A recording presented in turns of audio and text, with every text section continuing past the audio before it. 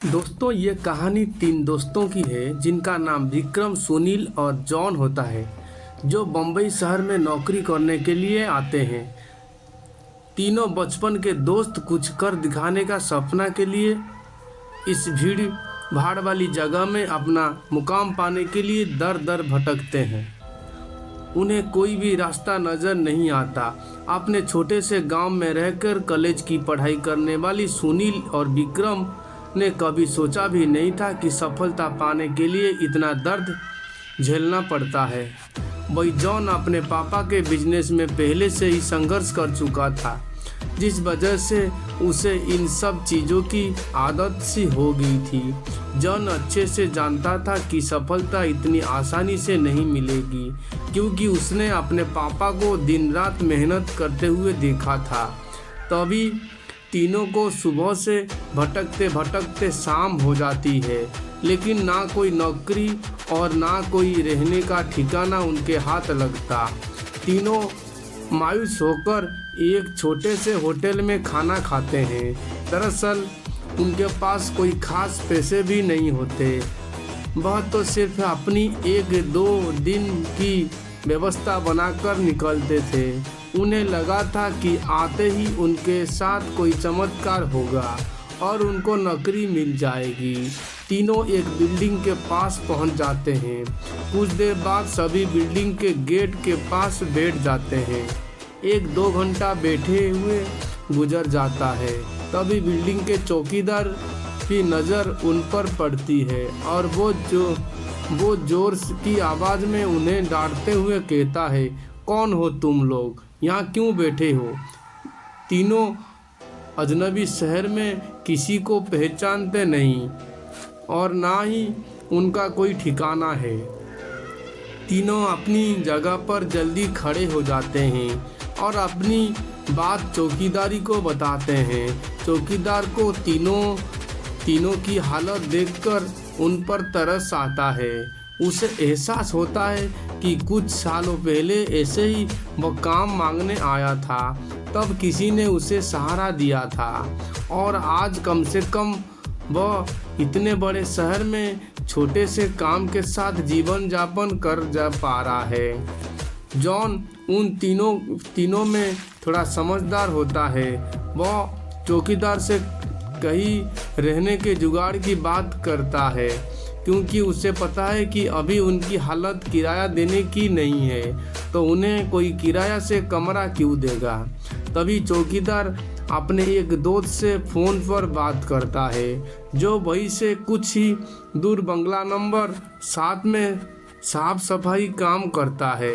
चौकीदार अपने दोस्त को सारी बात बताता है। तभी उसका दोस्त कहता है कि मेरे साहब तो अपने परिवार के साथ 2 महीना के लिए बाहर गए हैं, तब तक मैं रहने का इंतज़ाम कर सकता हूँ। यह बात सुनकर तीनों दोस्त बहुत खुश हो जाते हैं और वह जल्दी से चौकीदार से कहते हैं कि आप हमें बता दीजिए हम उनके पास कैसे पहुँच सकते हैं। चौकीदार कहता है कि वह बंगला थोड़ा दूर है, रात को वहाँ कोई टैक्सी ऑटो भी नहीं मिलेगा। आज तुम लोग यही सो जाओ, कल सुबह हम साथ चलेंगे। तीनों उसकी बात मान जाते हैं। सुबह उठते ही तीनों चौकीदार के साथ बंगले में पहुँच जाते हैं।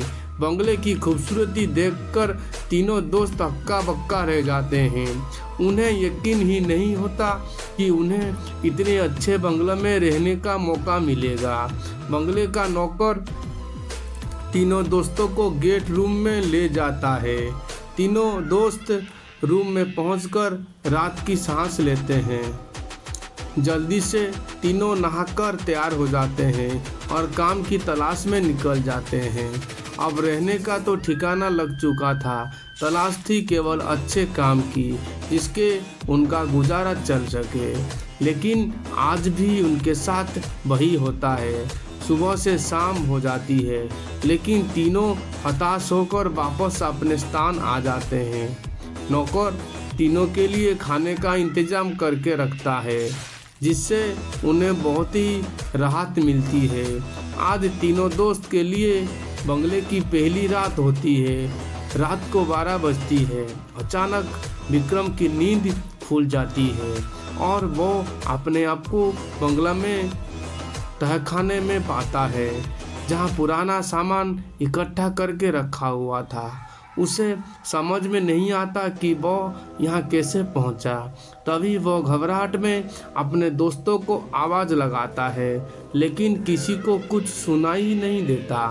तभी उसके कानों में सब कुछ सुनाई देना बंद हो जाता है और सिर्फ एक औरत के रोने की आवाज़ आती है। विक्रम चिल्लाकर पूछता है, कहाँ हो तुम, क्यों रो रही हो? अगले ही पल विक्रम अपने बिस्तर में होता है। वह डर के कारण पसीने से लथपथ हो जाता है।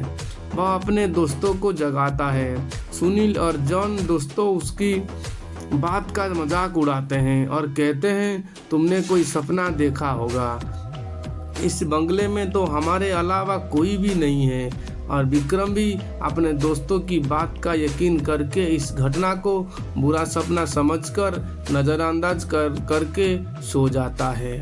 सुबह उठते ही तीनों दोस्तों फिर से तैयार होकर काम ढूंढने निकल पड़ते हैं, लेकिन जैसे ही वह बंगले के गेट से बाहर निकलते हैं, अचानक कोई औरत आकर विक्रम को चिट्ठी देती है, जिसमें लिखा होता है, तुम इस पत्ते पर जाओ तो काम मिल जाएगा। और औरत अचानक भागते हुए उनकी नज़रों से उजाल हो जाती है।